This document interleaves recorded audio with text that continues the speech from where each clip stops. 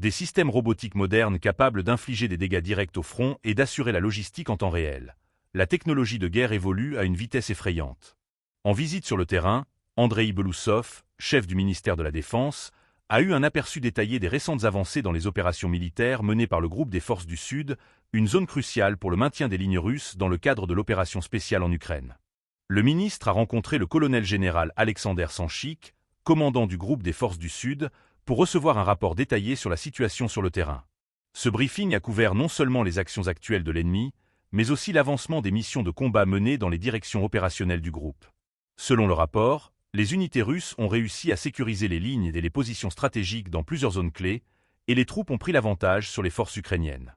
L'une des avancées les plus marquantes présentées à Belousov a été l'intégration de systèmes robotiques modernes dans les opérations. Ces dispositifs ont non seulement permis d'améliorer l'efficacité logistique en fournissant des fournitures et du matériel au front, mais ils jouent également un rôle crucial dans les frappes d'artillerie, grâce à des modules de combat installés sur les robots.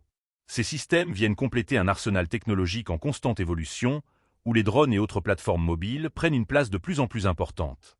Le ministre de la Défense a également pris connaissance de l'avancement des travaux sur les véhicules aériens sans pilote, ces outils devenus essentiels pour mener des missions de reconnaissance et de frappe de manière précise et distante.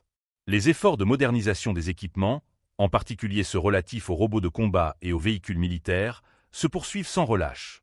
Ces systèmes à assemblage rapide, couplés à des armes de plus en plus sophistiquées, offrent une puissance de feu redoutable sur le terrain, ce qui n'est pas sans conséquence sur le déroulement des combats.